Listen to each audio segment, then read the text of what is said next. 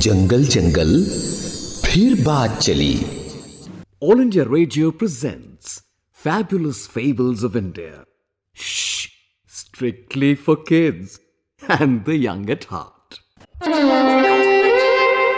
तो आप जानना चाहते होंगे कि आज कौन सी कहानी हम आपके लिए लेकर आए. इंतजार खत्म हुआ. आज हम आपको सुनाने जा रहे हैं कहानी द कर्स ऑफ मित्तविंदा. और ये कहानी आपको सुना रहे हैं Sanjay हेलॉन.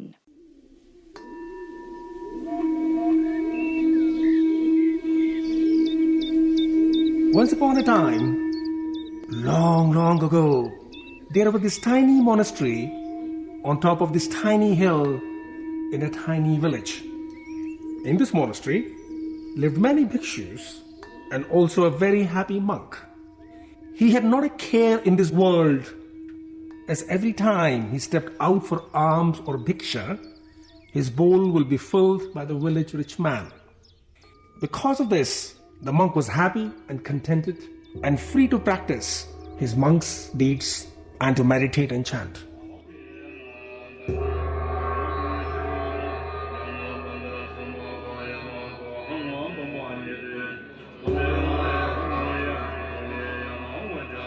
Early one morning, as a happy monk went about his duty of waking up his fellow monks, jingling his bunch of keys, he happened to look down the hillside. What did he see? A new face that was a pleasant and calm of an elderly monk, perhaps from another land. So as this monk was entering the village rich man also saw this unknown monk and was impressed with his calm attitude and gentle manners. He decided to invite this elderly bhikshu to his home. Why don't you take shelter at the village monastery, O bhikshu?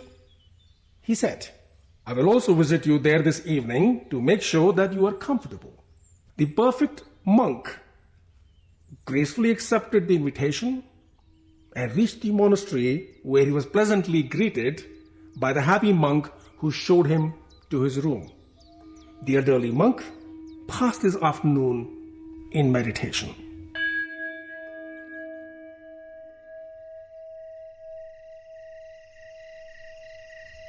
In the evening, the rich man arrived with fruits, flowers, lamp oil in the honor of this visiting holy man. He greeted the perfect monk and requested him to talk about the way of the truth as taught by the Buddha. Later, as it grew dark, he lit the lamps and offered the flowers at the monastery's lovely temple shrine, and also invited both the monks for the lunch the next day.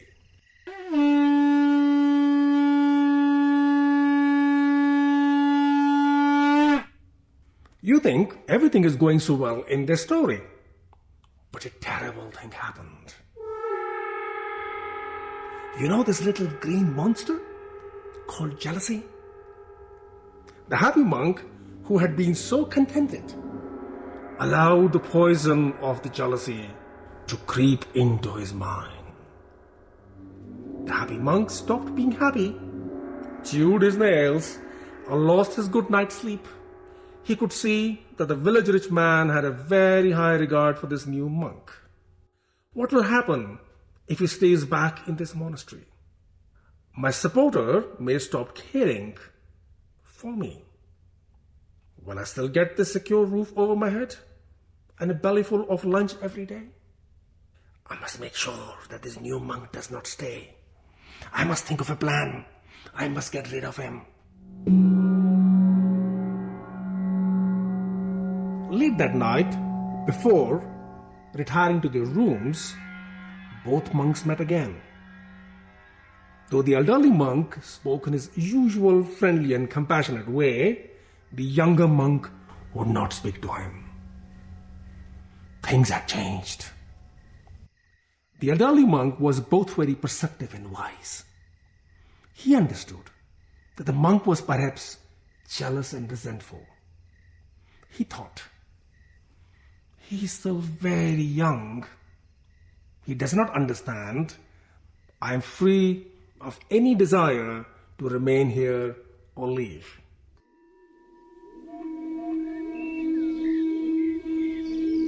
The next morning, the young monk's duty was to ring the temple gong loud and clear when it was time to go collect alms. But he had a different and a hideous plan. He rang the gong so gently that even the birds in the courtyard could not hear. He also knocked the door of the visiting monk's room very lightly.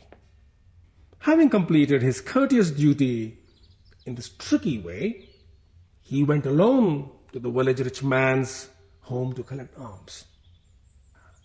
The village rich man bowed respectfully and asked the young monk, "Where is our august guest?" The young man wanted to poison rich man's ears.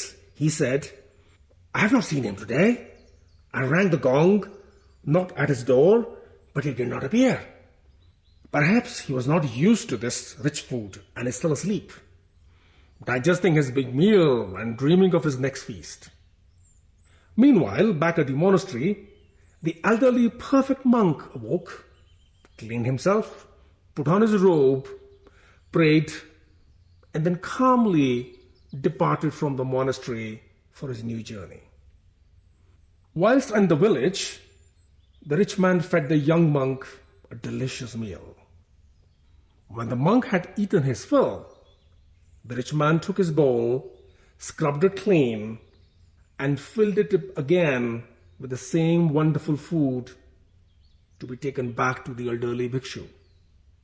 Though the young monk accepted the generous gift for the other, his mind was completely taken over by jealousy. After thinking of pros and cons, of different ways of getting rid of this food, he finally threw the arms on hot burning coals and it burned up without a trace. But with that, he had also thrown away his peace of mind. For when he got back to the monastery, he found the visitor gone. "What have I done? I'm afraid something terrible will happen to me." For the rest of his life, though the rich man continued to support this monk, his mind was filled with torment and suffering.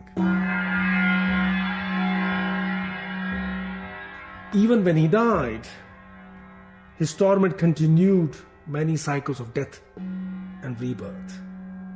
Finally, he was fortunate to be reborn as a human again. But in the poorest of the poor beggar families of the holy city of Kashi, he was given the name Mittavinda. As it seems, Mittavinda's birth brought even more misery and poverty to the family, and finally one day, his parents beat him and chased him away for good. Poor Mittavinda had not known how lucky he was in that earlier life as a contented village monk. But he allowed the poison of jealousy and treachery to enter his mind. What he had feared, he invited into his life by his own actions.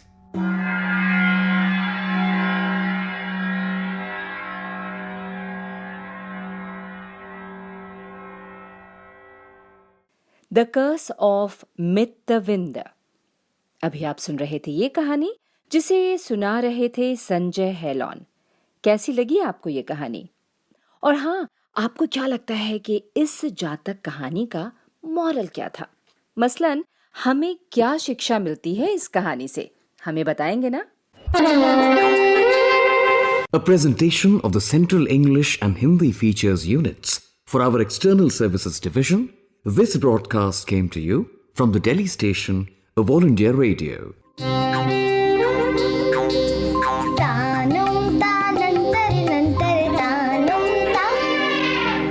जंगल जंगल फिर बात चली।